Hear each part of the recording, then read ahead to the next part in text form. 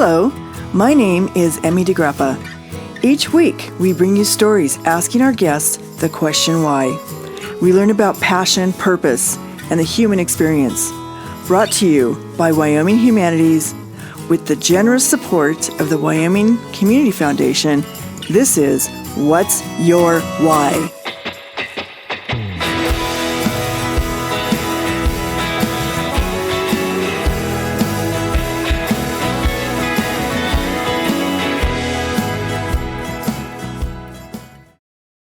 Today, we are talking to Fred Schmechel. Fred serves as the Assistant Director of Impact 307, Wyoming's state network of innovative business incubators. He has helped launch more than 100 innovative companies across the state. Welcome, Fred.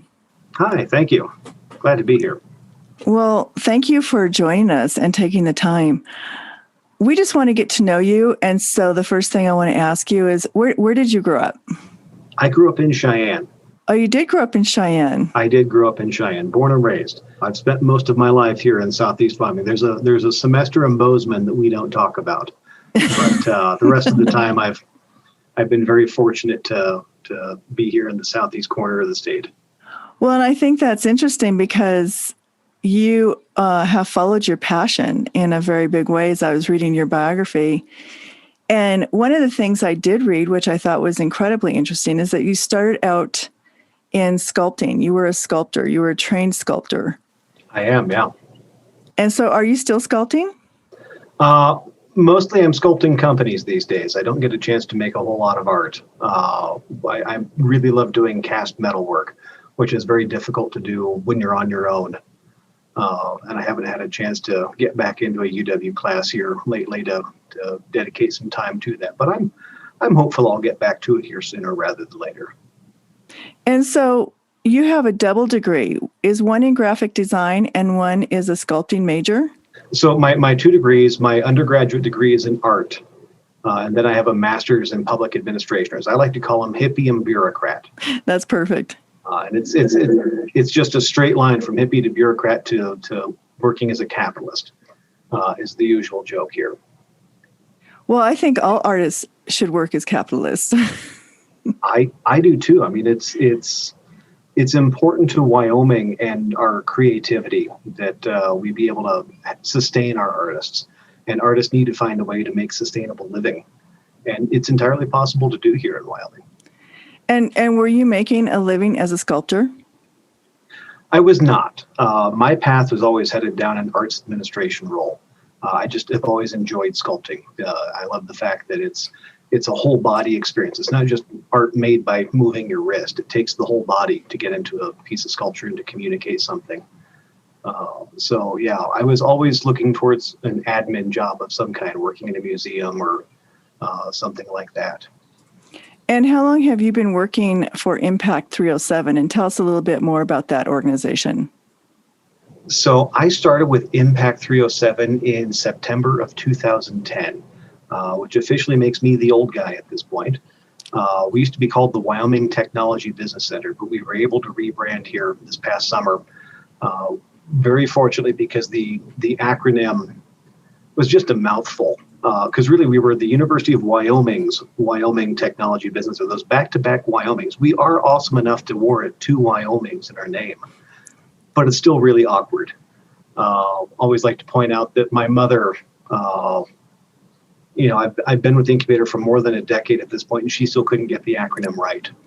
So that was part of the reason why we desired to have the change. And I'm thankful to report that she was able to choose Impact 307 from a list that we gave her, and fortunately everyone agreed. So I tell people that my mother, in fact, rebranded Impact 307. Right, she was the tiebreaker.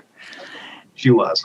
And in Impact 307, how are you making an impact in Wyoming? So we get to help people start companies. We keep talking about economic diversification in the state. And in my office, we actually get to do something about it rather than just having these conversations. We get to work with UW students, LCCC students, and other community college students or general members of the public that see a problem that they want to solve and develop into a business. And we get to help them do that. most people have this perception you have to have a business background in order to start a company, when the reality is that as much as I love the College of Business here at the University of Wyoming, they're a fantastic program, but they finally caught up to the music department and the number of entrepreneurs that have come through our program here just this last year. It's the people that are problem solvers, the people that are able to look beyond their own needs and the needs of others, show some empathy. They're the ones that are starting companies that are lasting and making large impacts on other people's lives in order to move things forward. So just describe a couple of those companies so I can get a sense of exactly what that means.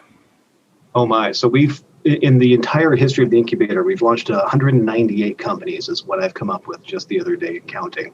So our 200th company will be coming soon. A couple of them.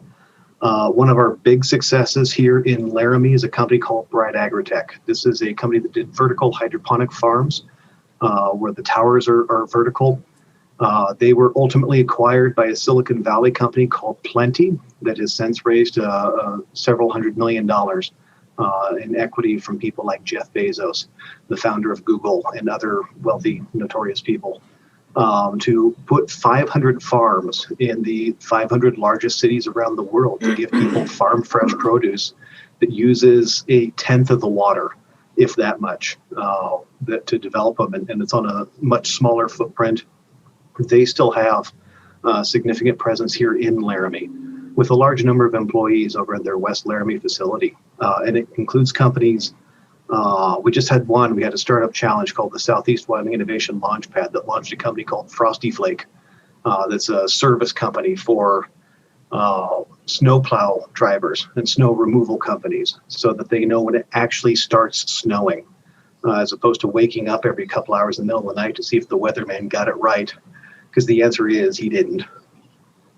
So it lets them get a full night's sleep, lets their spouse get a full night's sleep as well. That's certainly worth having, and a reason to buy the app is to make sure that the home life is happy because they're not getting woken up every 2 hours, so you can look out the window. And how do you pick? I mean, I'm sure a lot of entrepreneurs come to you to get help. Mm-hmm. How do you decide who is going to move forward in your program?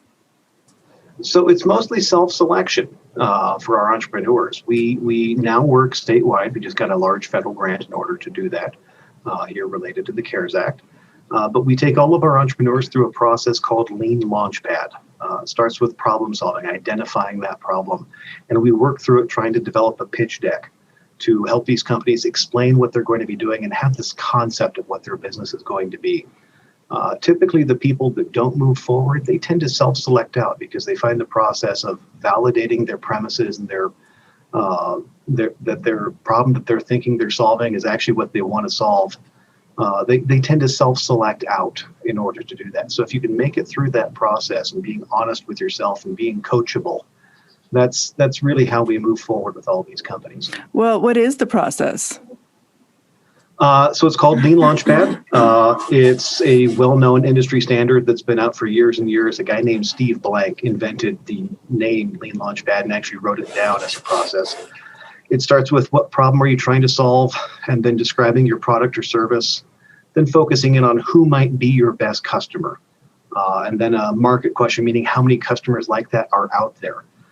If you want to start a hot dog stand and it turns out that hot dogs are a $16 billion a year industry, you're not going to claim a market percentage of $16 billion. You're going to set up on the corner of 3rd and Grand here in Laramie and say that you can sell 500 hot dogs in a week.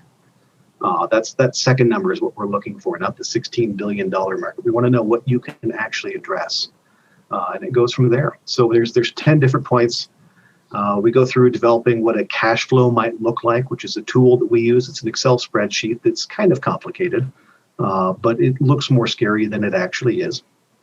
And that helps us determine for these companies what actual steps they have to go through in order to be successful and to make the level of money that they want to make to do it.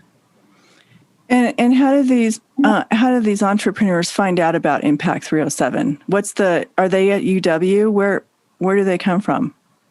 So they come from all over. We have centers in Laramie, Casper, and Sheridan at the moment. We are working with the 7 community colleges at this point to bring startup challenges across the state as part of this federal grant that I just mentioned. So be looking on the lookout for notices in your community that there might be a startup challenge coming. We're also working on a few concepts for some statewide concepts. We think that there might be some strong partnership out there around a nonprofit side of the equation here in Wyoming that we're highly optimistic for. So social media, we're all over it, or at least try to be. We focus a lot on press releases. Casper and Sheridan, we have found that they're very much radio listening communities, so we advertise on there as well. But really, impact307.org is our website, and that's where to find the most information possible about what we do and how to get a hold of us. The good news is, if you reach out to one of us and we're not the right person, we will put you in touch with the person who is. What are your thoughts about economic diversification in Wyoming? Well, I have a few, as you might have mentioned, being a decade into this. The one is that it's incredibly hopeful for me. My job is to kind of fall in love with the Wyoming we're going to build before we've built it, and it's a very fun job to have. I get to work with some incredibly innovative and talented young people. We often decide that we need to do things to keep our young people in the state, and then we never seem to involve our young people. And entrepreneurship and working through our universities and our community colleges, this is a great way where we can engage these young people to help them make their own opportunities here and understand that they have that kind of access. I remember being in the 4th grade at Henderson Elementary with Jim Landon as my teacher. And him talking about, we need economic diversification in the state of Wyoming. And this is 30 some years ago. And I remember thinking at that moment, and the legislature should do something about it. As it turns out, the people we're looking for need to be coachable. They need to be problem solvers. They need to have some empathy behind them. They need to be willing to explore new ideas and validate their premises.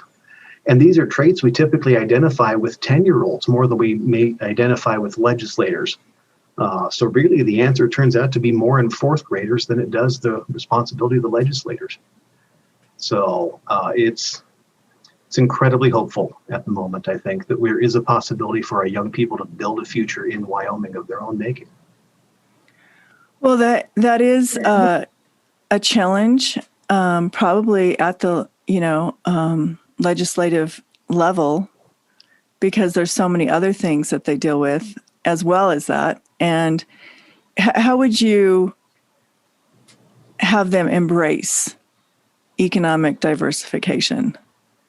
So the legislature's role in this is making sure that all of the infrastructure is there. So there's a tremendous program that just came about here in this last year from Wyoming Workforce Services and their Workforce Development Training Fund. It's an internship program that will reimburse some costs for hiring a Wyoming-based student, high school, community college, or university student, and placing them with a small startup company, and finding ways to continue supporting that program and making sure that there are programs like it out there that can help these companies get up off the ground and engage our young people, I think is highly important.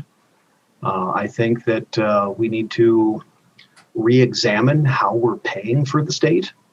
Right now, I think that we are, sunk costs into creating jobs versus bringing jobs to Wyoming is pretty drastic in their difference. We need to find ways to make sure that we're recouping those costs as a state. And I don't have the answer for what all of our revenue problems are going to be. But I suspect that, like all companies that I counsel, they need to have a diverse line of income coming in. You don't just sell one product. You sell multiple products. You find multiple ways of making money. And I think the state really needs to embrace that. And we can't just go off of what we used to do. We actually have to go out and validate that what we've been doing is still the right thing to do. And I think a lot of the anxiety that we feel in Wyoming is coming from the fact that we're starting to realize that maybe what we've been doing is not what the market is actually saying we should be doing at this point. Well, and And thinking about yourself as an artist, how are you helping artists succeed? How are you helping to sustain our creative economy? So the creative economy is so linked into what I do. It's all about creating cultures of innovation and creativity. Theater companies are a great bellwether of how innovative a community is. The USDA came out with some research here a few years ago that directly tied the number of theater companies in a community to the number of patents that community produced. The number of patents that community produces, the more jobs that company is going to produce, or companies are going to produce that'll create more jobs. So they're incredibly linked. And the simple fact is that people that are in the more technical industries, the STEM fields, they are much more likely to engage in the arts than those who are not in STEM fields. So they want to live in places that have tremendous arts culture. They want to live in communities that are embracing of creativity and originality, and that aren't just built into the stereotypes of what we expect for these small communities. I think that lots of resistance that we get from communities in Wyoming to change is that we don't want to lose what we already have. And the answer is fantastic. We don't want to lose what we have either. But what are we doing to preserve what we have? I live here in Laramie, and what I love about this town is, or one of the things I love about this town is the mural project that we have here that is so uniquely and completely tied in what we believe as a community over the past 10 years and helped us define who we are and put those definitions out on display for everyone to see that we value originality and creativity and that we likely have for a very long time. And I think that's an approach that we need to look at in all of our communities in Wyoming, to see what can we do to preserve what we're doing to make sure that as things change, we can continue them. As you look out into the world and especially study what other communities are doing in the United States or globally even, what do you find as inspiration? Ooh, good question.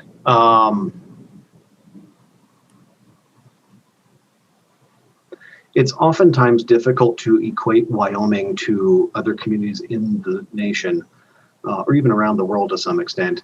I always like to when I go to a conference or something like that, which I haven't been to in a while, but they always talk about rural economic development, and they're talking about people that live within an hour and a half in Nashville that might own a horse trailer. That's what their definition of rural is. There's probably still 1 million people within an hour and a half. And Wyoming is much more frontier than it is rural when you look at that. So we have to look for ways to stimulate things that aren't actually out there in the rest of the world. Where I find a lot of my inspiration is by working with our young people, the people that haven't had no beaten into them yet. That they can try something bigger. I think that's where I find a lot of my inspiration.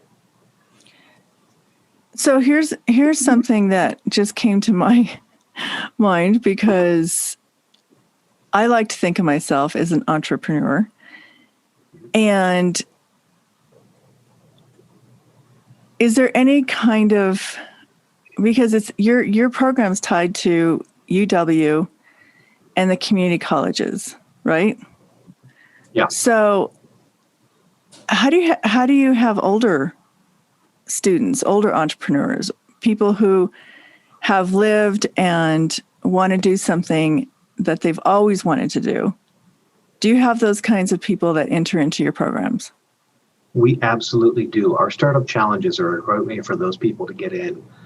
So startup challenge is taking a group of people through this lean launchpad process I was describing earlier, and helping them build a pitch deck, helping them build the confidence to give this pitch deck. And there's typically a cohort of 5 or so companies that ultimately make it through to the finals. They will pitch typically on a theater stage if we can, especially in Sheridan. Sheridan at the WYO Theater, they love coming out to support their audience up there. Casper, we do it at the Lyric, and with So Ill, we did it at the Atlas Theater here this last year. Getting them engaged there, then they go before a panel of judges, and then they usually have a pool of award money that the judges can give out. And it usually starts at least around $25,000 for our smallest ones. Uh, Sheridan, I believe, is up around $100,000. Casper's around 65, and Cheyenne, we just did 50 here less than a couple weeks ago to help these companies start up. We target between $20,000 and $25,000 to help these companies get up and running. We find that that's a very effective number in helping a company get up off the ground.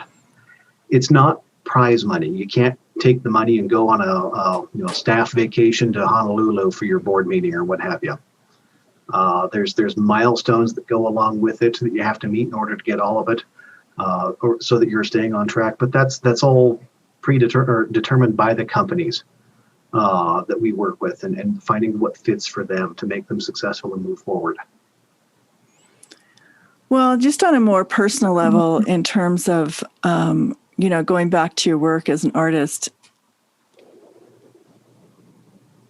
is there a reason you didn't do this for yourself? One, I didn't know about it. I started 10 years ago as an intern here for the WTBC as a graphic design intern. My degrees were art history because that's where I thought the job was, sculpture because that's where I was passionate about it, and graphic design because I've always enjoyed eating and living indoors. And one of them ultimately paid off. But I started as the graphics intern and worked my way up through several different levels to get where I'm at today. And I never really thought in depth about how to go about. And I think that's one of the challenges that artists in particular face. We get caught up in the meaning of the object more than we get into the idea of how do we make something that also appeals to someone else that we can get paid for. I think that we can make great art, and we can also make great art and make a living. I don't think that those things are mutually exclusive. I have worked with a few artists over the years. We have one that's a photographer here in Laramie. He is a fine artist. Absolutely. That's what his passion is. And he's found that if he spends a few weekends a year shooting photography for weddings, that he's then able to afford the rest of the art that he wants to make. So he's working 20 days a year basically as a wedding photographer, so that he can work the other 345 as a fine art photographer and make that living. And it's a quality of living that he lives, and so he's able to give back to his community. I think that's an equation that we have to make as artists if we're going to dedicate ourselves to our art. Is how do we find a path forward that works for us and doesn't compromise the art, but maybe helps us inform how to make art and what kind of art we have to make in order to be engaging. Do you think that's a missing link in at the university level for artists who are getting their arts degree, that they don't also take business classes and learn, just the idea of how to be a business and an artist? Well, it's been a while since I've been an art student at the University of Wyoming, but I do know that they've changed the program significantly since I was there, and the art department itself now includes a art business class of some sort. But I think that, having the ability to reach out and have that orthogonal thinking where, I'm an art major, but maybe I take this business class, or maybe I take a chemistry class so that it can relate back to something. I think that makes us stronger artists in order to do that. I don't know that it's missing. I think it's a personal choice, and I think that there's some intimidation about reaching out beyond art and going into these other topics. I think that's the most important part. I think diversified thinking is our answer.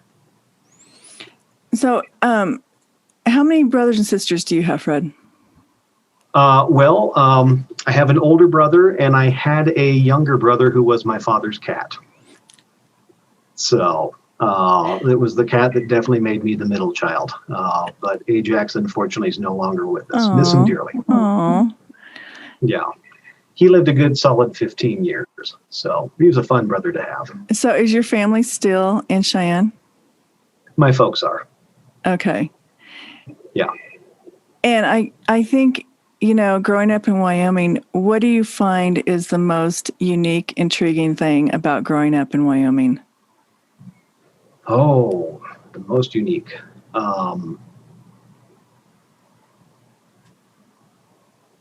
I love the fact that no matter what community I go to, chances are I likely know somebody there. And so you're never alone in Wyoming if you choose to be. It's such a wonderful opportunity to meet great people from all across the state, and get connected with them and see how your life matters and comes in contact with theirs. I think that's a wonderful connection that we have that I think that is missed in some larger places that are even more densely populated. Have that connection. The running joke is it's not 6 degrees of Kevin Bacon, it's 3 degrees of Fred Schmechel. 3 degrees. As my colleagues in our Laramie office who were not born in Wyoming like to say. So, how has the pandemic changed your business and your work? It's dramatically changed it. So I won't say I call it live at work, not work from home, because it is very invasive into my life here, as one might imagine. I think lots of people are feeling that. But we've discovered that we can do this pretty effectively via Zoom calls and email and whatnot and stay on top of things. Our most recent Southeast Wyoming Innovation Launchpad, I have yet to meet any of these entrepreneurs face to face. I was able to work with them pretty intensely for 3-4 months and get them up to pitch night, which we also had virtually. I think that's a tremendous thing, and that's what's actually enabled us to get this large federal grant that was just announced here in February to reach out across the rest of the state and open up our program beyond the 3 centers that we were at and to work with the community colleges. So it's had a dramatic impact in helping us understand how to use the technology to reach more people. And now that this grant's in place, we're able to hire some more people so that we're able to reach more of the state. So it's pandemic has had a major impact on Impact 307. We also rebranded during all of this. So. Wow. Yeah. That's interesting. I think if you have one thought of encouragement for young people, what would that be? Celebrate being wrong, because it means that it's just shortcutting the process in which you're going to be right. If you fail at something, it's totally a victory unto itself because you know what doesn't work, so you can try something else and learn from it. I'm so inspired by our young people. They're able to grasp that and realize that you don't have to. Don't throw out the good to celebrate. Or what's the quote? Don't throw out the good to achieve perfection or something like that. The good enough can be good enough in many cases. It doesn't have to be precise and perfect. You can work on that later, but that first iteration, that's fail a few times to get there. It's more fun that way. Right. We all have to start somewhere. Yeah, precisely. Well, it's been great talking to you today. Been great talking to you, Emmy. Thanks, Fred. Always love seeing you. Thank you.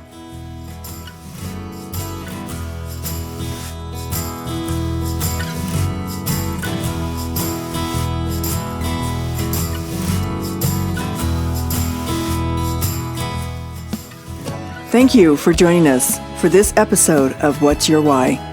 Brought to you by Wyoming Humanities with support from Wyoming Community Foundation and generous supporters like you.